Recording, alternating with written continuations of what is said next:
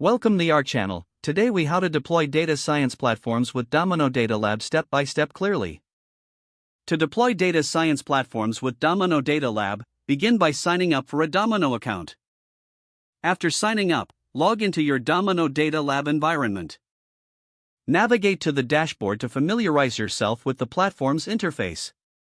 Next, create a new project by selecting the New Project button.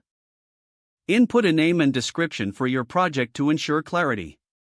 Once your project is created, you can upload your datasets. Click on Upload and select the files you want to include in your project. It's a good practice to organize your datasets into folders for better management.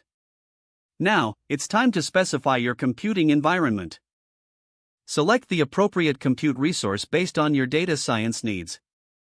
You may choose between options like CPUs or GPUs depending on your project requirements. After setting up the environment, you can create a new analysis. Click on New Run to open the coding interface. Here, you can write your code using languages like Python or R. Utilize the provided libraries to enhance your data analysis capabilities. Once your code is written, run the analysis to generate results. Monitor the progress through the status updates on your dashboard. After the run completes, review the output and logs for any anomalies.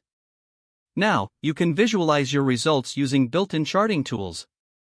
Create visualizations to better interpret the data trends. If required, refine your model based on the insights gathered from the analysis.